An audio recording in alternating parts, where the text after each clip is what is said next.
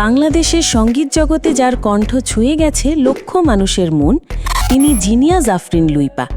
আজ জানব এই প্রতিভাবান কণ্ঠশিল্পীর জীবনের অন্তরালের গল্প, তার ভালোবাসার পরিবার নিয়ে।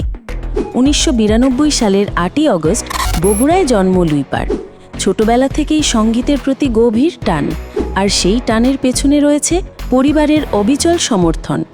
মা বাবা তাকে শিশু একাডেমিতে ভর্তি করিয়েছিলেন, যেখানে গান, নাচ, আবৃত্তি সবই শিখেছিলেন।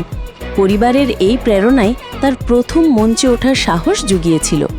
২০১৩ সালে লুইপা বিয়ে করেন গায়ক ও সঙ্গীতশিল্পী আলমগীর হোসেনকে। সঙ্গীত নিয়ে তাদের বোঝাপড়া আর ভালোবাসা একে অপরের ক্যারিয়ারে জ্বালিয়েছে নতুন আলো। তাদের পরিবারে এসেছে এক সুন্দর উপহার, কন্যা পায়রা। লুইপা প্রায়ই বলেন, পায়রা তার জীবনের সবচেয়ে বড় অনুপ্রেরণা।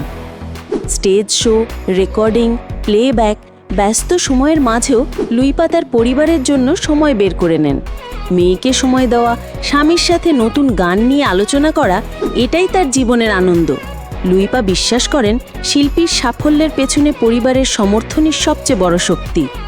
মঞ্চের আলোতে আমরা যাকে দেখি, তার পেছনে আছে এক উষ্ণ ভালোবাসাময় পরিবার, যারা লুইপার সুরের যাত্রাকে করেছে আরও বর্ণময়। আপনাদের কি মনে হয় না, পরিবারের এই ভালোবাসাই আসলে শিল্পী আসল শক্তি?